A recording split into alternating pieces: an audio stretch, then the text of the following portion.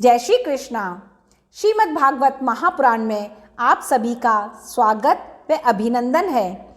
आज हम 11वें स्कंद में प्रवेश कर रहे हैं, तो चलिए 11वें स्कंद की विभिन्न कथाओं का रसपान करते हैं। इसमें राजा परीक्षित ने पूछा, हे मुनिवर, भगवान कृष्ण स्वयं परम ब्रह्म परमात्मा थे, फिर उनके वंशजों में आपस में क्यों लड़ाई हुई?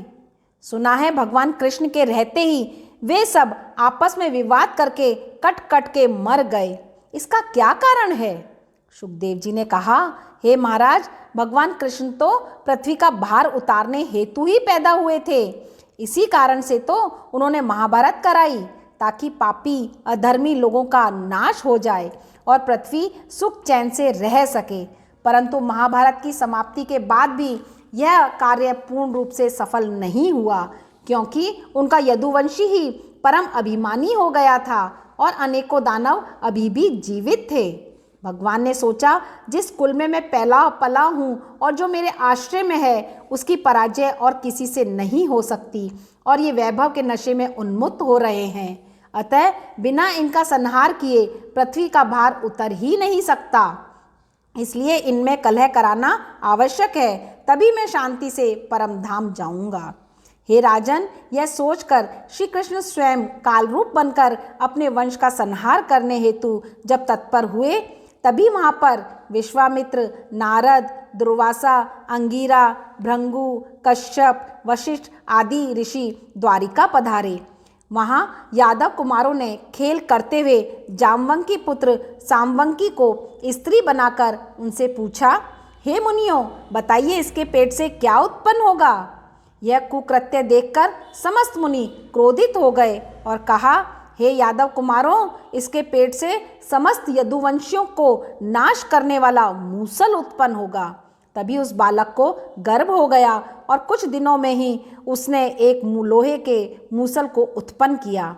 वह मूसल लोगों ने राजा उग्रसेन को दे दिया। उग्रसेन तो ऋषियों के अभिशाप से पहले ही घबराए हुए थे, जबकि श्री कृष्ण ने भी कह दिया था कि यादव कुमारों ने महर्षियों से मजाक करके अनर्थ कर दिया है।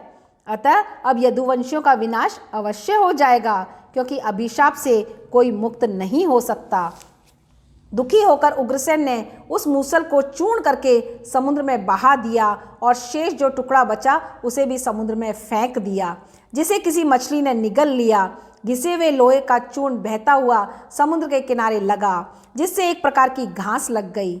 बचे हुए लोहे के टुकड़े को निगलने वाली मछली मछुआरे के जाल में फंस गई। उसके चीरने से उसके पेट से वह लोहे का नुकीला टुकड़ा निकल गया। उस टुकड़े को उस मछुआरे ने अपने तीर की नोक पर मढ़ दिया। अब कथा सुनते हैं कि नारद मुनि द्वारा वसुदेव जी को भगवत संबंधी वर्णन सुनाना। शुकदेव जी ने कहा, राजन, एक दिन देव महर्षि नारद जी वसुदेव जी के महल में पधारे। वसुदेव जी ने प्रणाम करते हुए उन्हें आसन ग्रहण कराया। तत्पश्चात प्रार्थना कर पूछने लगे, हे देव ऋषि, आज हमें कृपा कर भगवत संबंधी धर्म के बारे में उपदेश दें, जिससे मानव संसार के मोह माया से छूटकर मोक्ष प्राप्त करता है। नारद जी बोले, भागवत धर्म को छोड़ संसार में मुक्ति का अन्य कोई उपाय नहीं है। इस विषय में ऋषभदेव के पुत्रों से जनक का संवाद हुआ था, वही सुनो। स्वयंभू मनु के अगली पीढ़ी में प्रियव्रत नामक पुत्रों में ज्येष्ठ पुत्र भरत भगवान के परम भक्त हुए। उन्हीं के नाम से इस देश का नाम भारतवर्ष पड़ा। शेष 99 पुत्रों में 9 पुत्र इस भारत अखंड में 9 द्वीपों के स्वामी हुए। एक दिन ये सभी राजा जनक के यज्ञ में आए। सनकादिकों के समान इन नव योगेश्वर को देख महाराज नीमि ने कहा, मैं आपको नव कुमारों को साक्षात भगवान के पार्षद मानता हूँ, अतः हम लोगों को कृपया कल्याण का मार्ग बताइए। योगेश्वर बोले, परमात्मा परम ब्रह्म श्री कृष्ण ही उपासना समस्त सांसारिक दुखों से मुक्ति देती है। मन, वाणी और शरीर के सभी कर्म उन्हें समर्पित कर देने चाहिए। सभी में ईश्वर को समझते हुए दया को नहीं त्यागना चाहिए। तब राजा जनक बोले, हे योगी राज, ये भागवत कौन है? कृपया इस पर प्रकाश डालें। प्रश्न सुनते ही श्री हरि नामक मुनि बोले, हे जनक, जो मानव अपने तथा सभी प्राणियों के शरीर में भगवान को देखता है वह उत्तम भागवत है।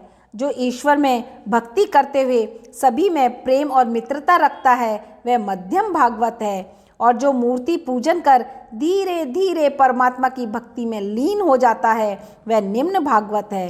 हे राजन, हरि की उपासना ही मोक्ष मार्ग का द्वार खोलती है। अतः जो उन्हें सत्य प्रेम का पालन करते हुए पूजन और ध्यान में तत्पर रहेगा उसे अवश्य ही परम गति अथवा मोक्ष की प्राप्ति होगी। अब चलते हैं श्री कृष्ण को गोलोक प्रस्थान के लिए देवताओं की प्रार्थना। श्री सुखदेव जी ने कहा, हे परीक्षित, जब वसुदेव जी को नारद जी मोक्ष का उपदेश देकर चले गए तब एक दिन सनकादिक प्रजापतियों सहित ब्रह्मा, विष्णु और महेश श्री कृष्ण का दर्शन करने हेतु द्वारिका आए। आते ही वे समस्त देव गण भगवान कृष्ण के समक्ष हो स्तुति कर आसन ग्रहण करते हुए बोले, हे नाथ, हम लोगों ने भूमि का भार उतारने हेतु आपसे प्रार्थना की थी, सो कार्य अब पूरा हो गया। यदुकुल में पैदा हुए आपको 125 वर्ष हो गए हैं। अब यहाँ आपका कोई काम नहीं है, अतः उचित समझें तो अब गोलोक के लिए प्रस्थान करें। तब श्री कृष्ण उनको खुश करते हुए बोले, हे देवगण, आपने सत्य वचन कहा, किंतु यदि मैं अभी अपने लोक को चला जाता हूँ तो ये मदमस्त यादव विनाश संहार कर देंगे। ब्राह्मणों के शाप से यादव कुल का विनाश होने वाला है। अतः यदि मैं यादवों का संहार किए बिना जाऊंगा तो यदुवंशियों की मर्यादा का नाश हो जाएगा। अतः इनको संहार कर मैं जल्द ही गोलोक आ जाऊंगा। यह सुनकर सभी देवतागण अपने अपने लोक में चले गए।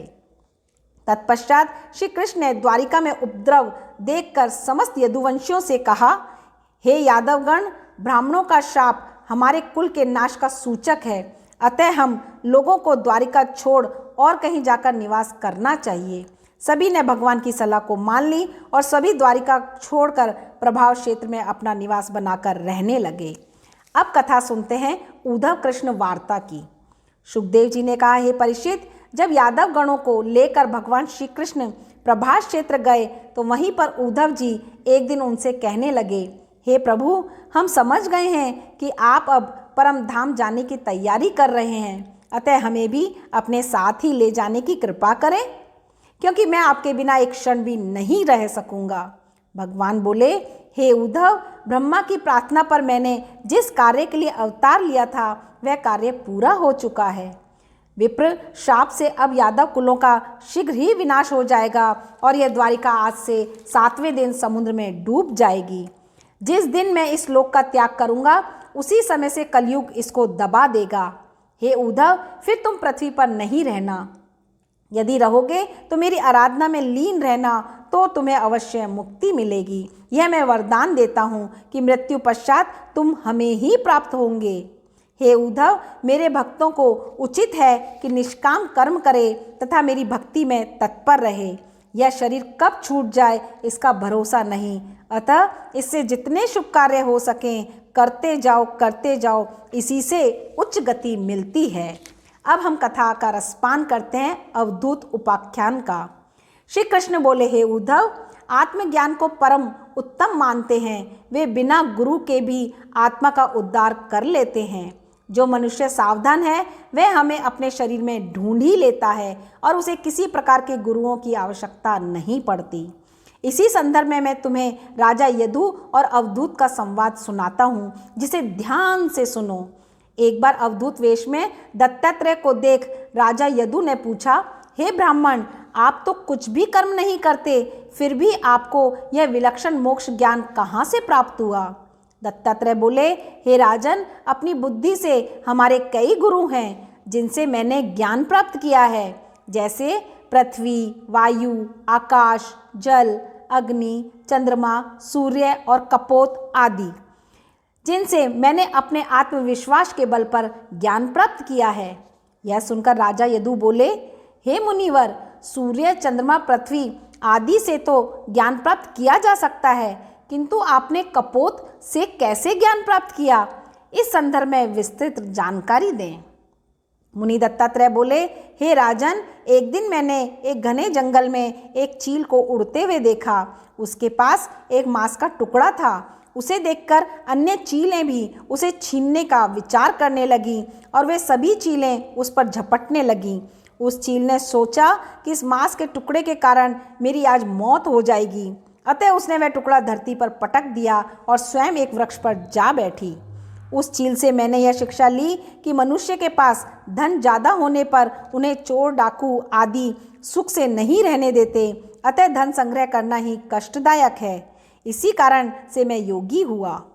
हे राजन, एक दिन एक राजा की सवारी गाजे बाजे के साथ एक तीर बनाने वाले दुकानदार के सामने से निकली, किंतु दुकानदार अपने काम में इतना व्यस्त था कि उसे इसका कुछ भी ध्यान न रहा। एक व्यक्ति को राजा की सवारी देख रहा था, उस दुकानदार के पास आया और बोला, क्या राजा की सवारी यहाँ से निकल गई?